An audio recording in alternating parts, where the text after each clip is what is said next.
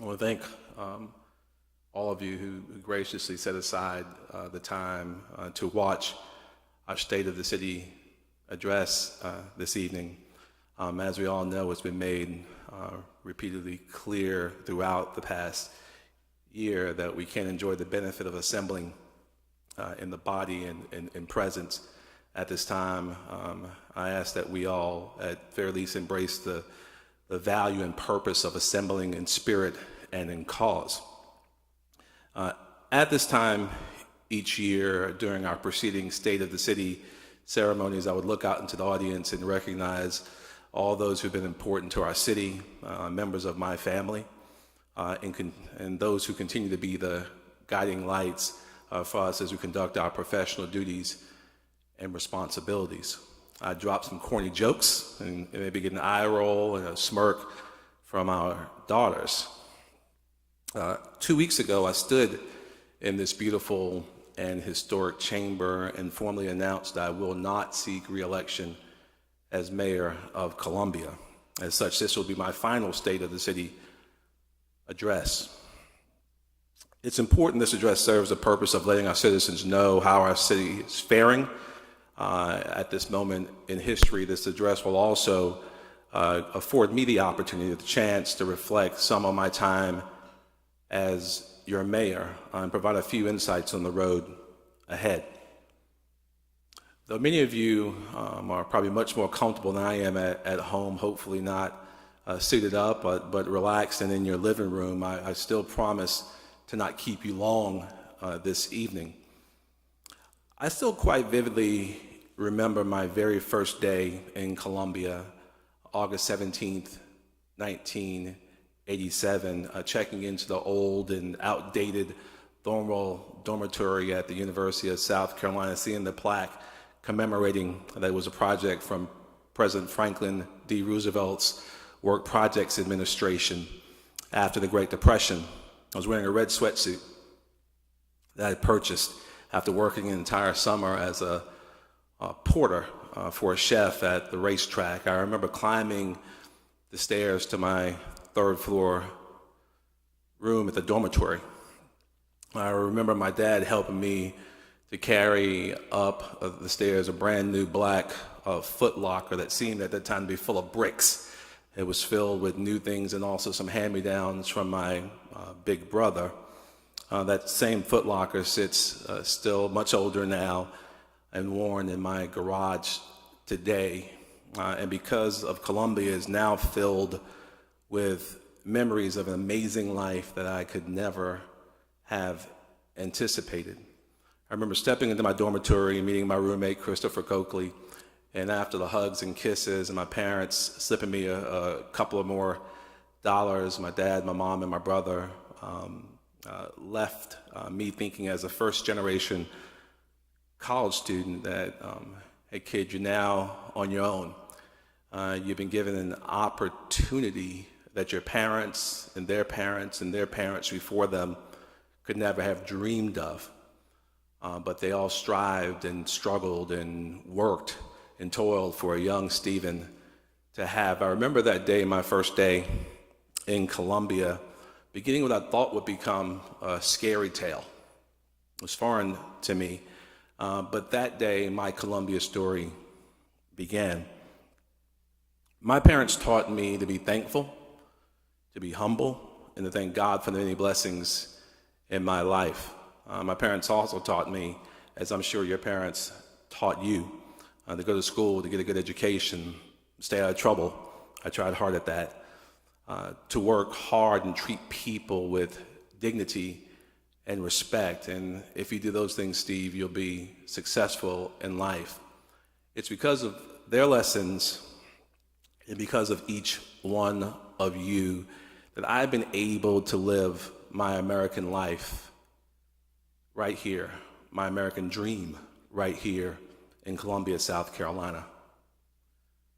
I've spent the last decade traveling this country, indeed the world, telling people about my Columbia, about the University of South Carolina, the great Carnegie Research One University, world-class business school, top honors college, and top flight programs. I were blessed with two historically black colleges and universities in Benedict College and Allen University, both celebrating a century and a half of amazing accomplishment in building America.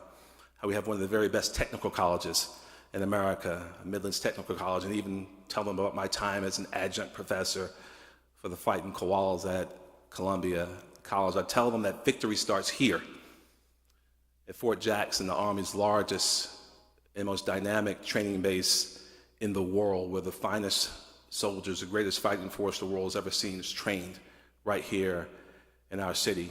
I tell them that we're a cosmopolitan microcosm of the world, boasting citizens from nearly every single sovereign nation of the world, speaking 90 different languages. But I've really loved telling people about what happens when you leave the halls of our State House, or leave campus, or leave post. You find the people of Columbia, that you still find men who open doors for ladies.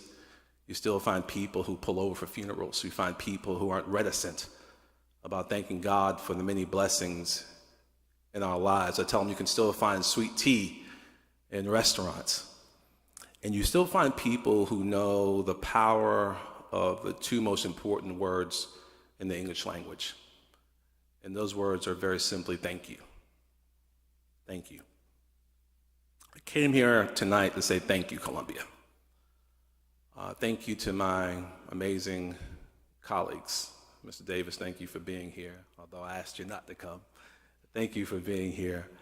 I want to thank all of my colleagues for their amazing support and leadership over the last several months. All of our council members. I want to thank my colleagues who I'm honored to serve with for making the difficult, rapid, and momentous decisions that allowed us to confront the unforeseen onset of the COVID-19 pandemic health crisis. Our council was one of the first, if not the first, to suspend normal operating procedures to transition to virtual meetings. It might be fun to go back and watch some of those initial Zoom meetings to see who had the most problems getting their cameras turned on or their mics turned on, and sometimes we all still struggle with that a bit. But all kidding aside, I really want to thank you, all of our colleagues, for the rapid rollout of our Resilient Columbia Economic Sustainability Relief Packages, which are essential to support our struggling small businesses. These rapid economic measures could only have taken place because of the solid financial decisions and results of our prudent fiscal policies, because we incurred budget surpluses in 8 of the 10 years preceding the crisis and fully restored our city's reserve fund, which had been hard hit during the financial crisis. We had the fiscal ability to keep valuable and essential city staff members on our payroll.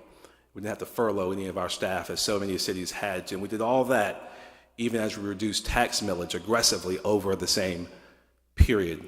I want to thank you because of our stewardship, your stewardship. We could also suspend payments of utilities to our citizens who suddenly found themselves and their lives upended by the severe economic downturn. And we made sure to keep the essential services of water, sewer, and sanitation in operation. We distributed free PPE to small businesses, became one of the first cities in the country to offer broad testing, a COVID testing regime to our first responders and our employees. I want to thank you.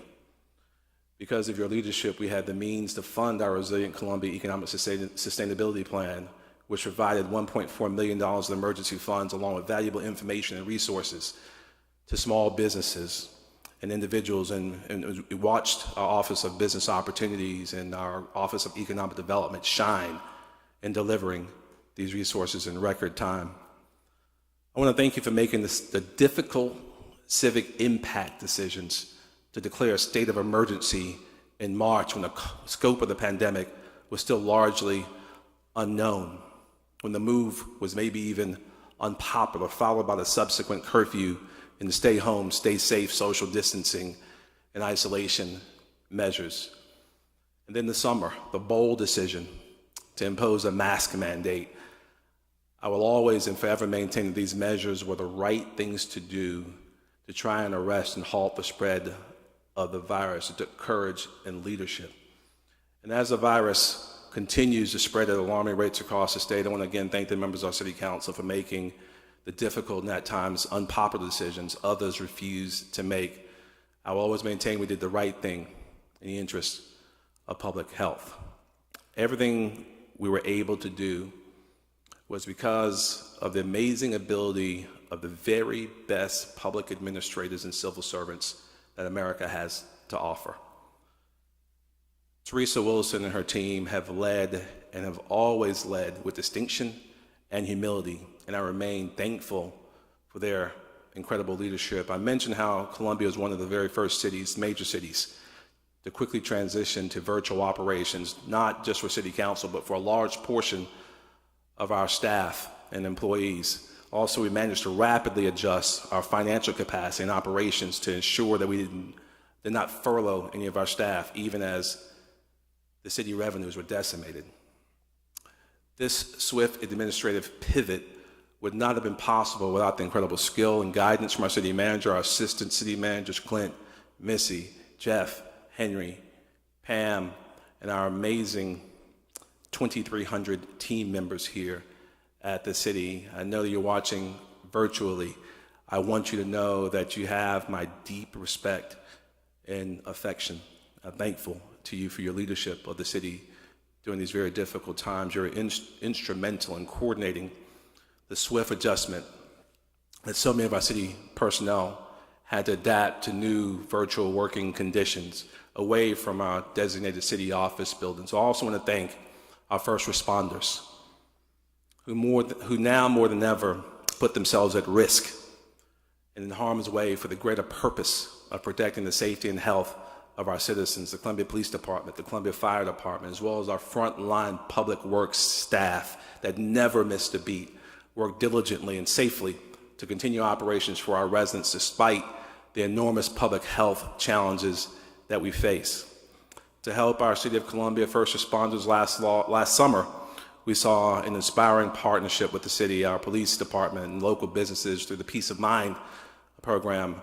By partnering with locally owned businesses and with privately raised funds, local hotels designated safe and comfortable rooms to provide first responders, medical professionals, and frontline city staff who work long shifts in challenging environments that might expose them to the coronavirus. With these temporary resting places away from their homes, had short-term quarantine spaces away from their families. I want to thank our police chief, Skip Holbrook, for helping coordinate this, and also my friend Sam Johnson for serving as the program chair. I also want to congratulate Columbia Fire Chief Aubrey Jenkins, being sworn in as the new president of the South Carolina State Association of Fire Chiefs in December. Chief Jenkins, who has served our city with distinction for decades, is the first African American recognized in that role. I want to thank you, Aubrey, for a job well done in the face of adversity. You, our firefighters, our fire marshals have stood in the gap for all Columbians. And indeed, you have since the day that I walked into this office in 2010.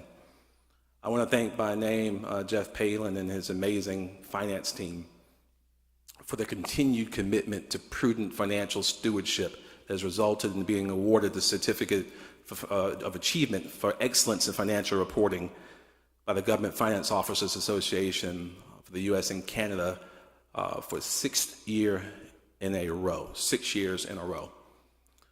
To our friend Harry Tinsley, Director of Emergency Services, I'm just going to say 2 words, simply amazing and superb. Thank you, Harry, for the amazing leadership that you provide us in times of crisis. But my greatest appreciation goes to the citizens of Columbia and the Midlands, our neighborhood and community leaders, our business leaders. I have to express my enormous thanks for showing such willingness to make quick changes to every aspect of your daily lives, the way we gather, work, worship, shop, go to school, or find the means for entertainment. It is astounding and moving the ways our community came together. If not in close proximity, then in purpose and commitment. When asked to look to the well-being and safety of others, our resilient Columbia neighbors accepted the difficult measures of isolation and found purpose in working together towards the long-term health and wellness of each other. Am I my brother's keeper? When called upon, our citizens are quick to respond to say we first and not me first. To any of you who know me, you know that I am proudly Sam and Maggie Benjamin's child. My brother Sam and I have led the most fortunate lives, wrapped in the arms still of our mom and dad. Thank you, Mommy. Thank you, Daddy. I love you. When God sent me DeAndre nearly 20 years ago, she brought with her Donald and Adrian Gist. With their love and support, this chapter of our lives has been amazing. They have been amazing, supportive in-laws, and I'm thankful for them. To DeAndre, Bethany, and Jordan Grace, my sun, my moon, and my stars, I want to say thank you. Thank you for allowing me to serve the people of the city of Columbia, oftentimes at great sacrifice to our family. We have served together as Team Benjamin, and I could not have picked a better team. I love you. I'm so thankful for you. I deeply regret that I can't look at these seats, these front rows, and especially see my kids and gauge their faces and reactions. I'm sure they have a whole lot to say, and I'll get a report when I get home later tonight. Like many of you, I miss a simple joy in human interaction. To look a person in the eye and see their joy and their pain. A bro hug, holding a friend's hand in complete silence over the loss of a loved one. I think we all understand and appreciate now the power and intimacy that can only come from close proximity and nearness. And I'm sure many of you, like me, my family, our friends and business associates, we feel a loss of that personal intimacy and long for its return together. And only by working together will we get that back. And I want to urge us to continue to do the things that we need to do to get it back. When I presented this address 1 year ago, I said we'd face many challenges in 2019, which gave us aspirations for better days in 2020. Let me repeat, better days in 2020. I think it's safe to say that 2020 did a complete mic drop on 2019. 2020 has become something of a new reference point, almost a pejorative for unprecedented historic levels of badness or disaster occurring unexpectedly and in a short period of time. To truly appreciate what we all had to overcome last year, you have to look at it through a lens of historic reference. When looking at the challenges impacting the nation, the state, and our city of Columbia over the last year, we don't see just one or even two urgent crises, but a confluence of three, the greatest public health emergency since 1918, the greatest economic disruption, certainly during an election year since 1932, and the greatest social unrest around societal and structural racism and systemic inequality since 1968. Each of those crises and upheavals proved to be enormous disruptions to overcome by themselves, but they occurred several decades apart. 2020 forced us to experience all three of them, all three of those challenges compressed into the overlapping span of one single year. I heard someone speak recently and suggested that it's like someone walks up to you and said, your house is on fire. And they say, oh, and by the way, there's a sinkhole in front of your house, and hey, there's a tornado coming down the street. 2020 was that year for us, but even in the face of these incredible challenges, I stand here boldly to proclaim and say this with conviction: the state of our city is strong. Our city and its people have prevailed. In the face of incredible, historic, unprecedented adversity and challenges, the city of Columbia and the remarkable people who make it their home displayed courage, adaptability, resilience, and enormous resolve to do what was needed to be done in the larger interest of the greater public good. Over the last year, I have witnessed and been repeatedly awed and humbled to see just how great our city is and our people are. No mayor could be more thankful or proud. A new flag adopted in 2020 speaks to the spirit of when our city was first chartered more than 200 years ago. Senator John Lewis Gervais advocated for the city to be named Columbia, the personification of this new land, so that the press of all nations might find refuge under the wings of Columbia. After a citywide call for design ideas and after a truly citizen-driven process, City Council approved our new flag last year.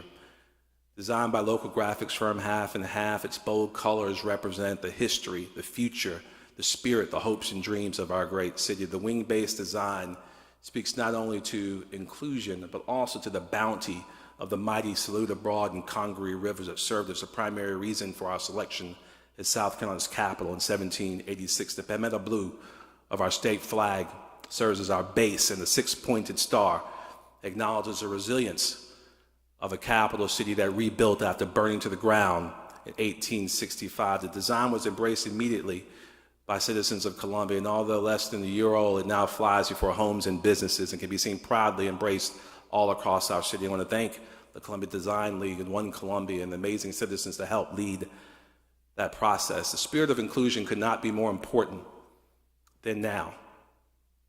Last year, we continued to witness again and again, and with seemingly inescapable regularity throughout this country, the intersection of police and members of the African American community that equaled unnecessary and inexcusable brutality and death. By the time George Floyd was murdered in May, his name became one on a long and tragic list of African American citizens whose lives had been cut short through systemic racism exacted by law enforcement. Across this country, here in the city of Columbia, our citizens were compelled to raise their voices in concert, link arms, and march in solidarity for racial justice and change. But even during the enormous passion of marches and protests, we saw how foundational municipal leadership work taken in the past is essential to helping prepare for and perhaps even minimize civic upheaval. Beginning in 2014, we began investing under Skip Holbrook's leadership in 21st century policing by establishing the Justice for All initiative for greater community engagement, diversity, training, and accountability in law enforcement. Over the last 10 years, we've made the largest investment in compassionate and data-driven public safety in the history of our city. Under the leadership of Chief Holbrook, Deputy Chief Kelly, we've improved the morale, reputation, efficiency, and effectiveness of our police department, as well as established needed inroads to building, if not complete trust, and at least growing towards cooperation, true cooperation between law enforcement and all of our communities across this city. 2020 may be over, but a great many of the issues and challenges it delivered, like the COVID pandemic, like furthering our political divisions and national discord, and the need to fully address racial inequality and injustice are still pervasive. They will still take enormous focus and commitment to overcome. We must constantly improve to become a just and equitable city. Our commission on the future of Columbia will help guide that work, and we will commit ourselves to making it a reality here in this city. Free speech and the right to nonviolent protest will always be protected in the city of Columbia. It is sacrosanct to who we are and who we hope to be as a nation. Violence will never be tolerated, not in this city. In 10 years together, we have revitalized our Main Street. We've begun an ambitious project to support the development of the largest downtown revitalization project east of the Mississippi on Bull Street, which now hosts a Starbucks and REI, Segra Park, the stadium of the decade, according to Baseball Digest. Even as flames attempted to destroy the Babcock building, we forge ahead as it will be rebuilt, cupola and all, in a $55 million project underway as we speak. We set the city back together on a strong and sound fiscal platform. We've created a more equitable city. The challenge before us remains real and defining. And I believe that just as the Spanish flu brought the world to its knees 100 years ago, the roaring 20s that followed that flu followed a period, we came into a period of cultural awakening and social movements. And I believe that with thoughtful, equitable economic policies, we can change the course of history together and not repeat the challenges of the 20th century. If a city is to serve as a true platform for human potential, then we must do more. If a wayward child with the footlocker, the love of his parents, and the dreams of his ancestors can make it in this city, then every child should be able to do the same. Columbia is up to the task. I know who we are. I saw it in 2015 alone, in the wake of the Emmanuel massacre. We came together and we brought down the Confederate battle flag in the wake of the greatest floods the city has ever seen. I saw everyday citizens lead with compassion and empathy. We need to take that spirit of collectivism, of togetherness, and lead our way through the rest of this pandemic. We're in the eye of the storm. We're seeing cases go down, but we are seeing the rise of B.1.1.7, the variant that could potentially be the dominant COVID strain in America by this spring. We must be vigilant. We must continue to fight and to sacrifice together. The old normal before the pandemic and our new normal that we're all beginning to adjust to has begun to put that dream that made Columbia made real for me out of touch for too many of our citizens. We've watched data from Harvard economist Raj Shetty that shows that since 1940, generations of Americans, year after year, are struggling to do as well as their parents did. This great pandemic has served as an X-ray of American society. It has shown us that we have many, many broken bones all across this great country. Access to affordable health care is a predicate for making it in America. Affordable housing, the need for real minimum wage and more work studying a guaranteed income as we launch our pilot with Mayors for a Guaranteed Income in the Midlands Fatherhood Initiative later this month will give us a path to showing how we can build a more equitable and just society. We must think big and act big and recognize that none of us has all of the answers. There are many possible futures for Columbia, South Carolina. The future is indeed subjective. It depends on what we're willing to do to make the hope of the most talented, educated, and entrepreneurial city in America real for all of our citizens. We need as much participatory engagement as possible in order to move forward together.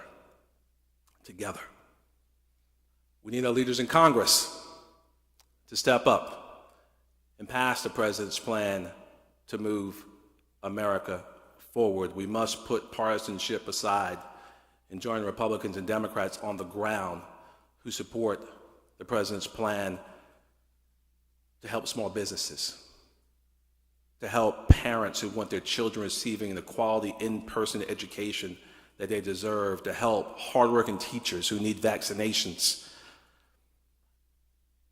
to help us prioritize the health care of every single American so they too can survive and thrive. If Columbia is to be a true platform for human potential, then we must commit to moving forward together.